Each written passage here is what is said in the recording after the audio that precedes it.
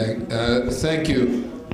What I'd like to do now is turn to the audience for questions or brief comments, and then we'll do a final round among the participants, asking them to comment on the issues that have been raised. So somewhere in the audience we have a mobile microphone, and there are rumors that there is one that works.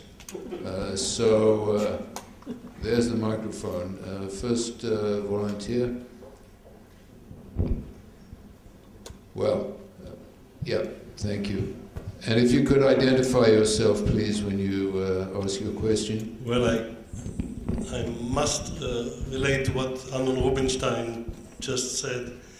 I think the obvious conclusion is that the only way out is to privatize the system.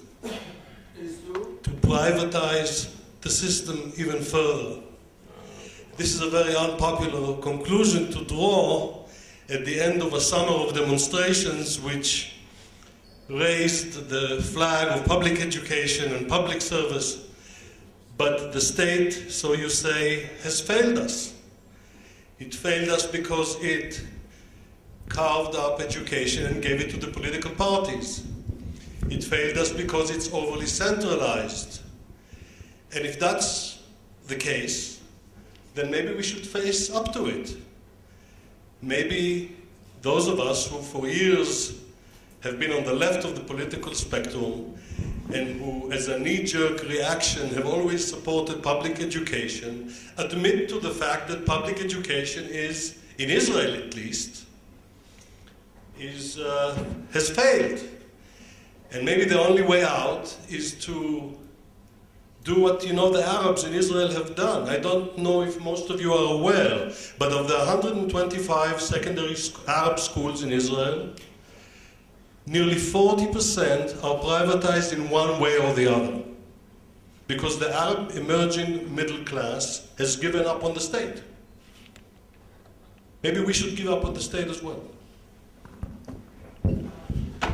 Thanks. This was Professor Yossi Shavit from the Hebrew University, Tel Aviv. Wait, I'm really getting good, which is located in Tel Aviv as well. Any other questions, suggestions over this side, please? First, and then you next. Thanks. Hello, I'm Ellen Heller from Baltimore, Maryland. And among the inputs of what could make an effective education, I heard one speaker mention in a list only early childhood. It was called pre-primary education, but then no one else picked up on it. And I would just like to share information and then ask a question. Right now, I am very involved with the Johns Hopkins University School of Education, bringing to Baltimore, Maryland, and our needy preschool children a success from Israel. So Israel does have a success, and that is a program, I only know in English, I don't know the Hebrew name, Parents and Children Together, developed about 15 years ago for Ethiopian Israeli children. PACT. Oh, well, PACT, I know. That's what I could write. But what I understand now being extended throughout the Israeli school system for needy children, and there the evidence-based research showed effective gains. I don't know that they'll be sustained as children go through, but so effective that it impressed the university and school people in Baltimore. So we're copying it and bringing it to the States. So my comment was, you do have successes. And my question is there any discussion or opinion on the effect of pre-primary, as you call it, early childhood education, and what is troubling the school system? In Israel, that there's no teaching regarding globalization and the part of a human being in the system, and reason that we see the recession, and I'm sure Mr. Fischer sees it all over the world, is that in the first time of history, people feel that there's no real future. And basically, they're not connected. Everything's segregated, like Mr. Rubinstein says. And basically, there's no education towards how a human being is supposed to act. You know, they're used as machines. And maybe there could be a change towards uniting people to a certain target. Like in the past, people said that they were united, teachers were also much better. And that's the problem. You don't need to privatize, like the guy said to the right there, because that's what happens with segregation. Everything's privatized. You should unite people. And if everybody sits in the same table and talks, then we could have a nice future. Thank you very much. Thanks. Up there, please. That's coming your way. My name is Kylie Eisman-Lifshitz. I work at JDC, and I'm also a mother of 4. And one of the things that struck me, I come from Australia, and I look at those charts and I think, why did I leave? But one of the things that I felt very strongly coming to Israel is that parents have no role whatsoever in their children's education, no influence on the system, and no voice. And I wanted to know if you have any, if there's any research that shows how, with the parents' involvement in as intermediaries or consumers in the education system, whether that has an influence on improvement of the education system or whether it's irrelevant. And I'd be very happy to hear of any recommended models that might help us here.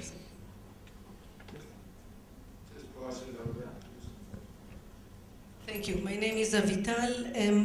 I feel like, in spite of the fact that it's not my profession, but somehow to defend the system. It's been attacked here since like 2 o'clock in the afternoon. To my best knowledge, it is one of the most inclusive systems in the world. I think about 90% of kids at age 17 graduate high school in Israel. I think it is about 80 in the OECD and 75 at best in the USA. And this is not only quantitative, this may be also qualitative. I don't know whether we have any research in the world to say what this implies to teaching in upper secondary high schools in Israel. This would be worthy of discussion, but I think this is a fact that many kids, more than in many other countries, graduate high schools here, and the same is true for the pre-elementary ages. And at least the 2 lower groups in the Israeli society, the lowest 20% since a few years ago, have 3 and 4-year-olds going to school, and hopefully now it would be expanded. There is one thing that I would like to ask after this slight concern that I'm a bit sorry that I presented this way, but I felt that the system deserves some compliments for some good things that it has been doing. I think Professor Eric Hanushek said that we should also look at the local, there would not be one solution good for all. And there is one group that was agreed upon here that they get no education, they cannot enter the market, therefore whatever they do has no value. And we do see in the recent years groups of Haredi, not only women but also men, that through the top, but in like a year, catch up and enter the working force. The obstacle for them now is the non-ultra-Orthodox people who do not open the gates for them to get into the working force.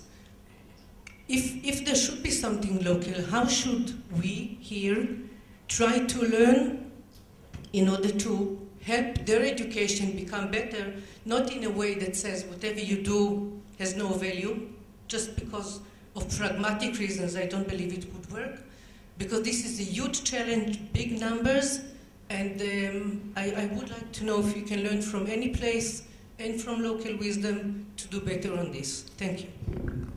Thanks very much. Can you pass that forward a bit, please? Thanks. Thank you.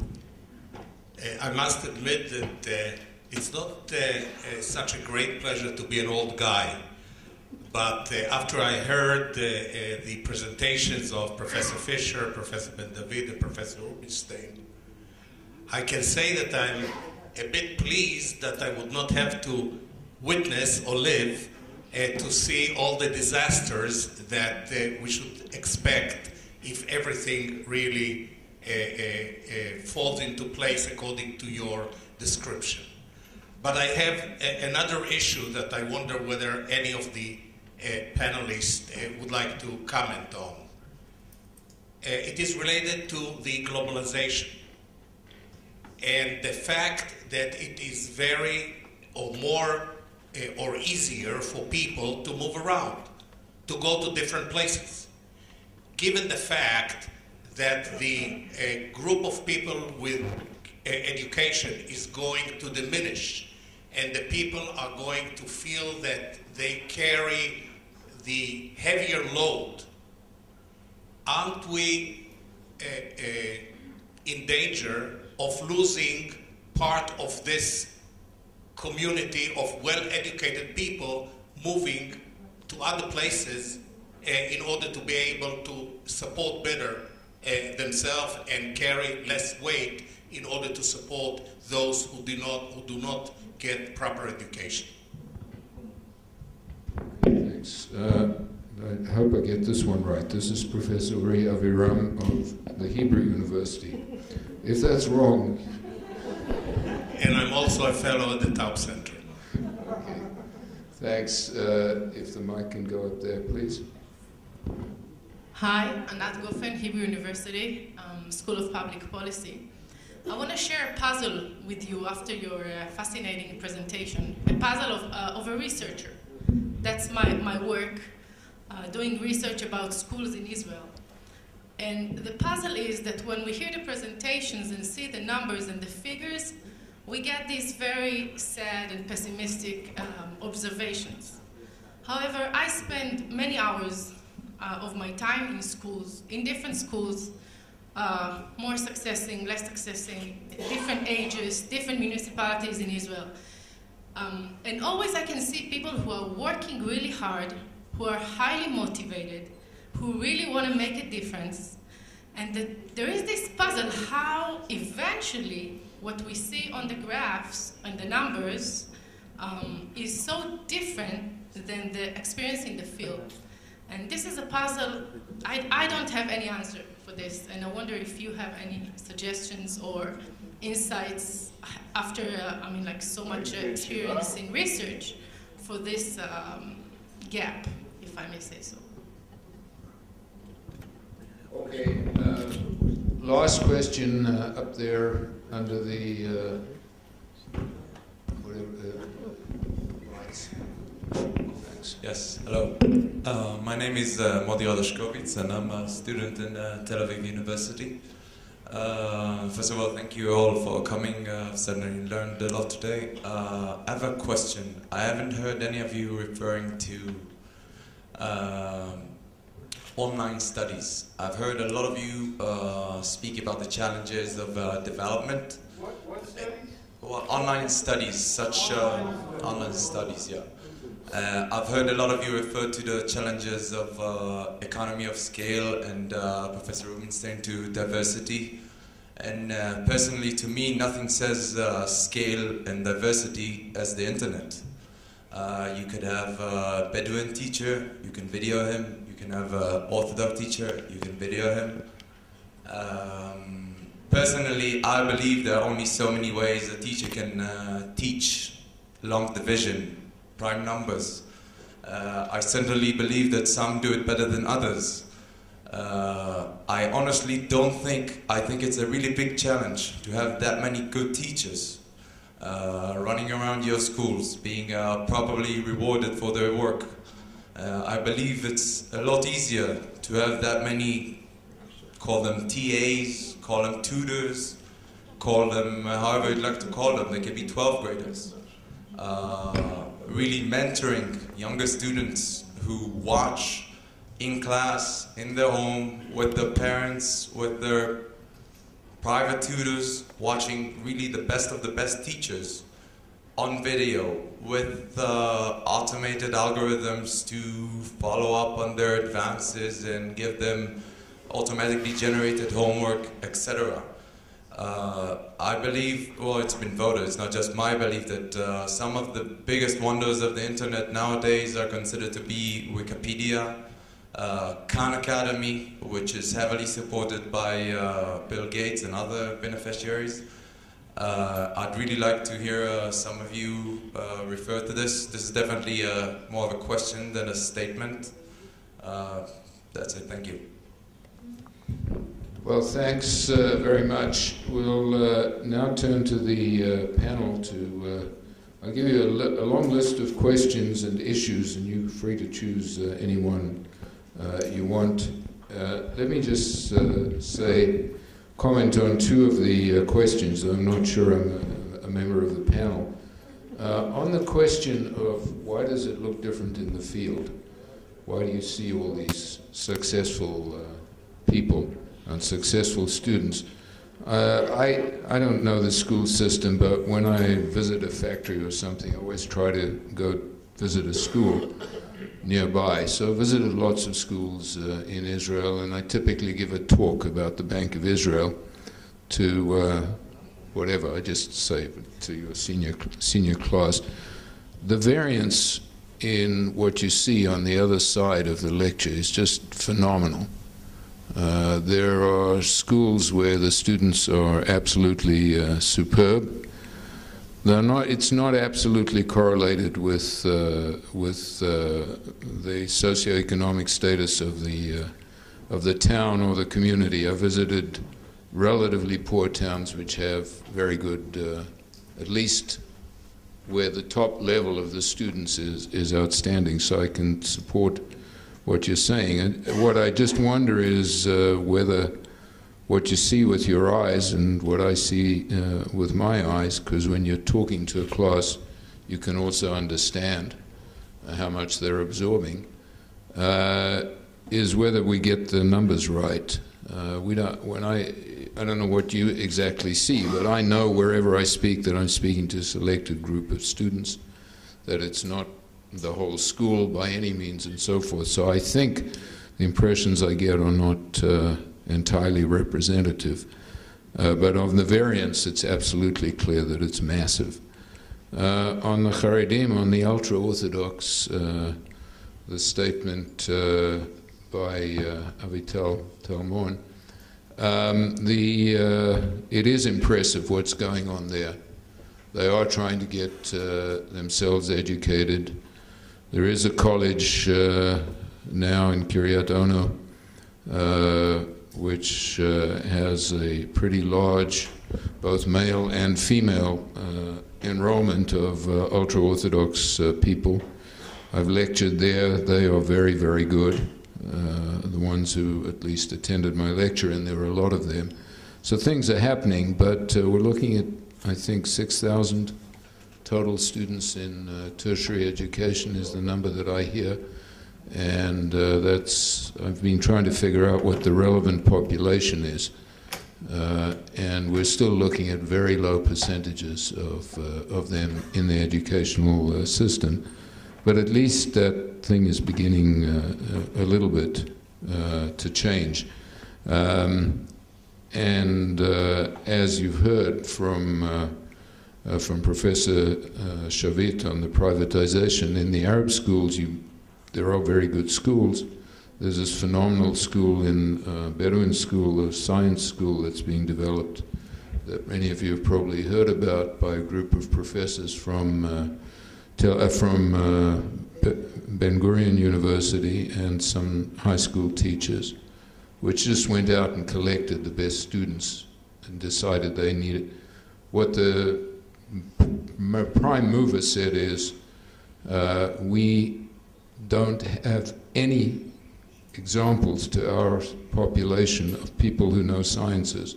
There are no good Bedouin engineers, etc.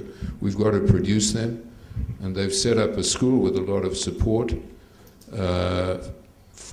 primarily from non-government in the beginning, but now they're also getting government support, and it's a very impressive show. And there are all these initiatives, and I think the number of private initiatives in education in Israel must be pretty high. On pre-primary education, rumor has it that the Trachtenberg Committee will put a big emphasis on doing much more of that and making it universal for kids of 3 and 4. So I don't know whether they based it on evidence, but it seems that they're certainly going to propose it. Anyway, I should stop talking. Let me give you a list of the subjects I've got. A comment I've heard often is these standardized tests, making people do PISA tests, a bad idea. That's all the teachers teach. It distorts teaching. I have no idea whether it's right.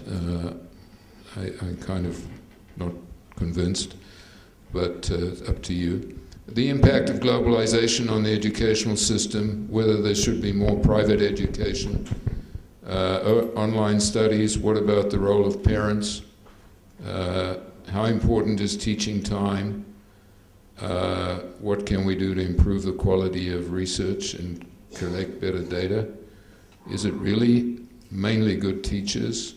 And a point which I think nobody would disagree with, are we talking about very long-term investments? The answer must be yes.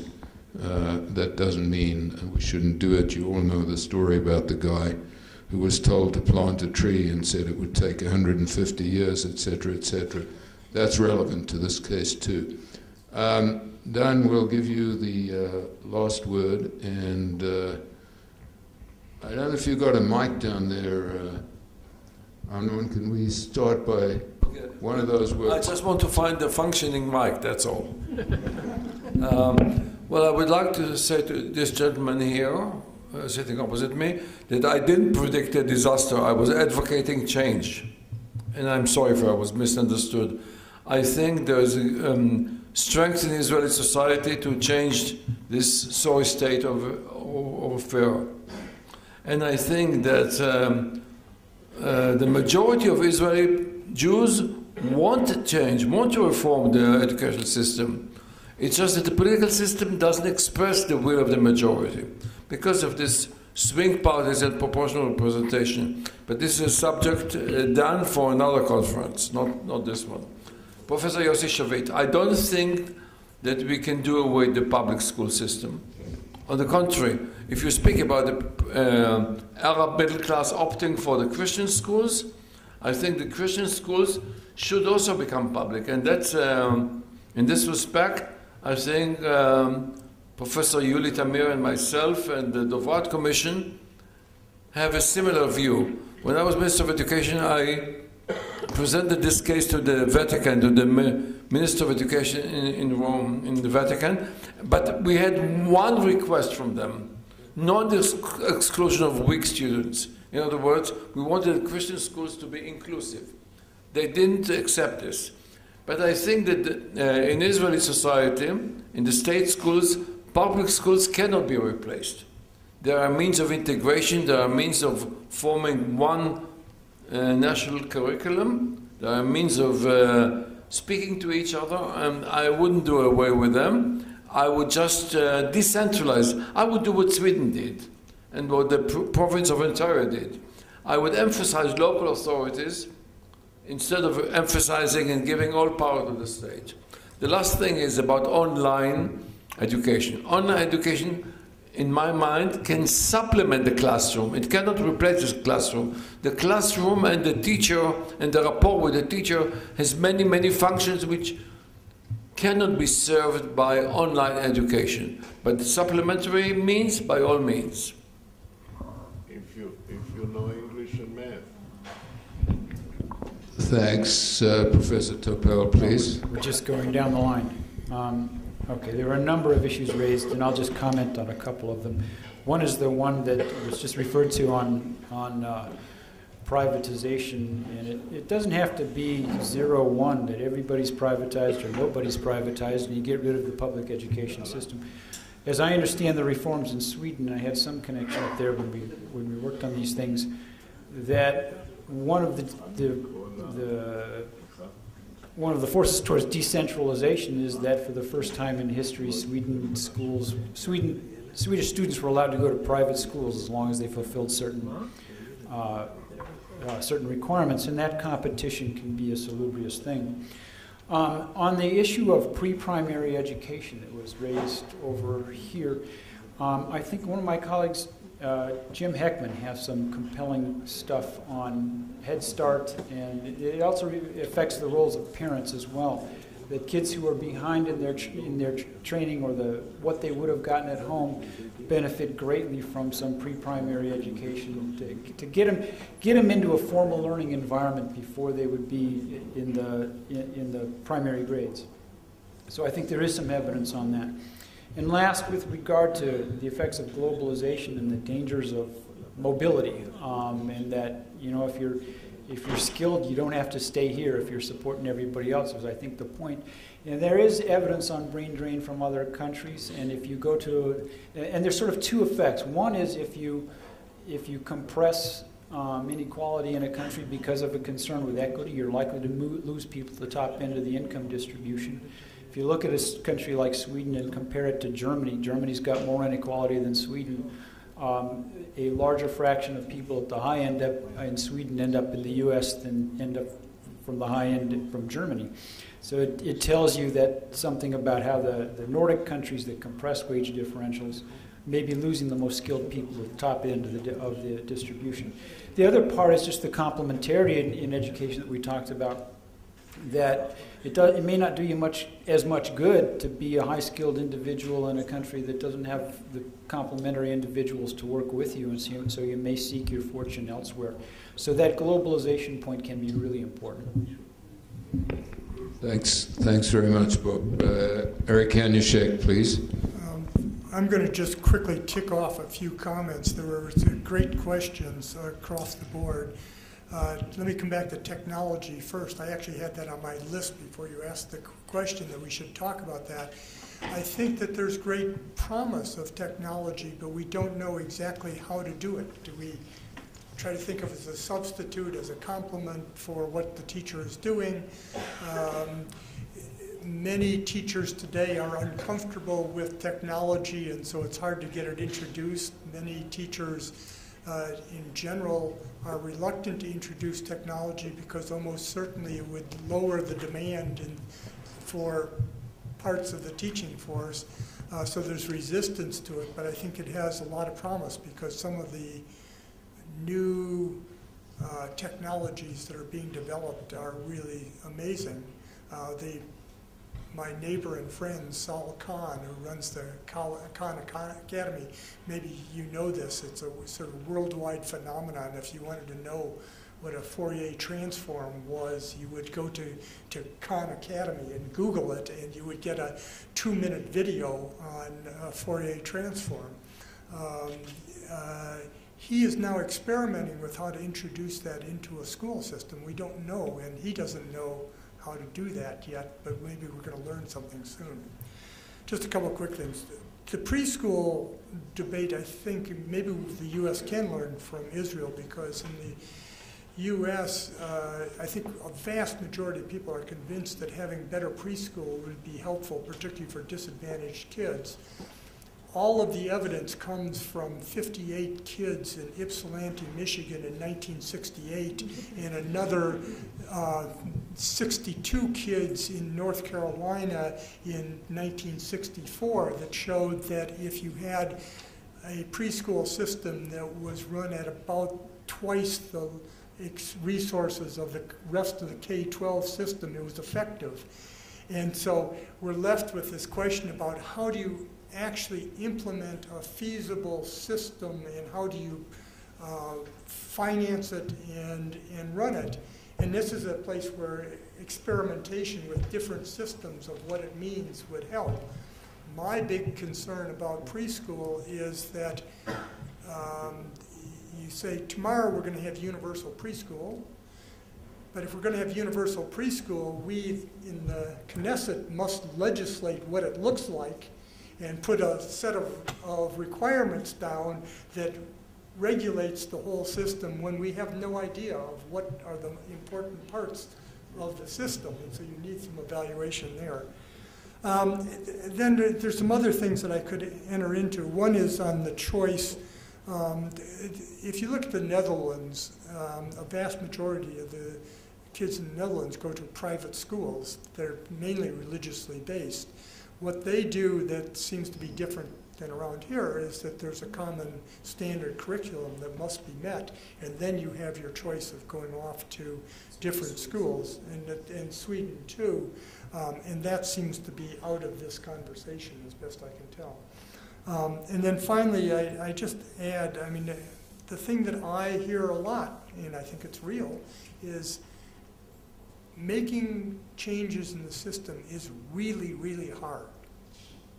It's really hard to get changes, and everybody would be much happier, all those in the system and that are responsible for implementing changes, would be much happier without making huge changes, just doing more of what we're doing.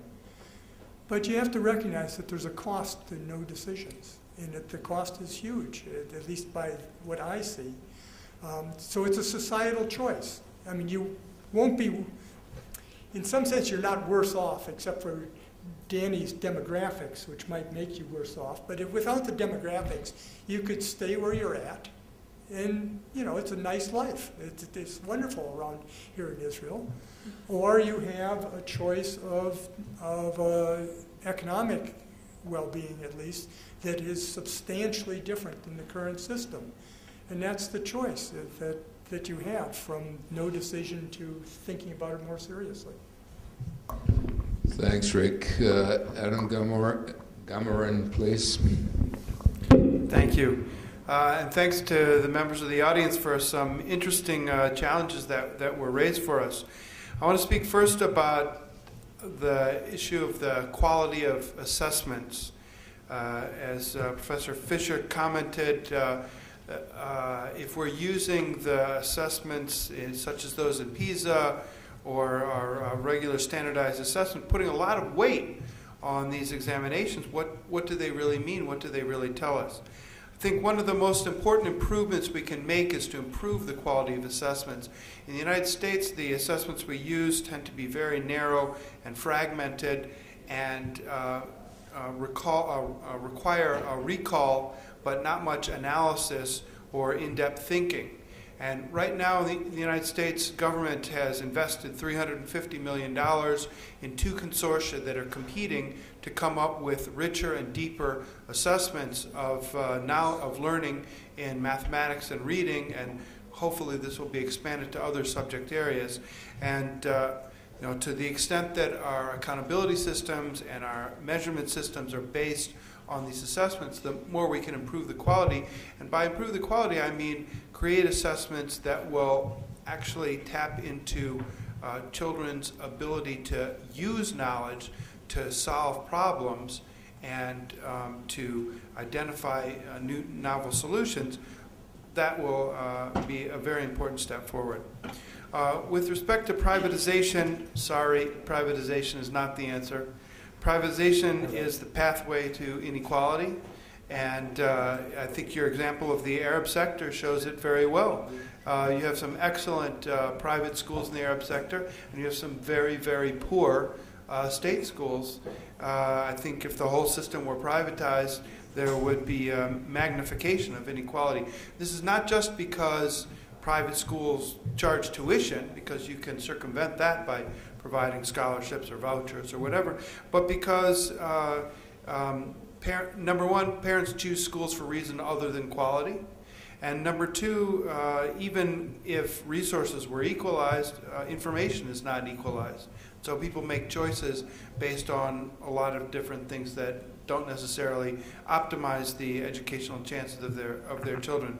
There is some research that suggests that competition enhances quality of schools, and so that's one advantage of privatization. It would make schools compete against one another for clientele, but there are ways of implementing competition within the public sector. So I would not be optimistic about privatization as a solution for the problems of Israeli education. Nor would I be optimistic about the prospects for online education to address the problems. As Professor Rubenstein said, nice supplement, particularly useful if you've got a school where the number of pupils who would study some advanced topic are too small, and you can combine students from a number of locales. It could be useful in certain circumstances, but there are many reasons why I don't think, I'm a skeptic about online education as the wave of the future. The two most important are, I think, as was already alluded to, effective teaching in part is about relationships, and you don't have the same relationship in an online context. And the second is that if there's one thing we found about online education is that the kids don't do it. Whether you're talking about high school or you're talking about college, people sign up for online courses and then they don't do it. They don't do the reading, they don't sign back on, they finish the first 2 lessons, etc. So I'm a skeptic about online education. With respect to parent involvement, I think there was not much discussion of that today, but it is one of the elements that can make a difference. And I want to tell the woman from Australia to connect up here with Dr. Anat Gofen from Hebrew University. It's one of her major topics of research, and she can answer the question better than I can. Finally, with respect to early childhood, I think, at least for me, the only reason I didn't bring it in is because it was not really within the parameters of my assignment. I agree both with you about the importance of early childhood education and with Rick about the importance of quality early childhood education. And unless the investments can be made with quality, it's not going to be a solution. Fine. Well, thank you all very much, and we'll leave the last few words to Dan. Well, it's 8 o'clock, so I'm going to rely on the comments that were made here. I'm not going to add any more of my own, but I would like to thank you very much for coming, and for you for coming and staying, and the comments, and we'll do this again. Thanks very much.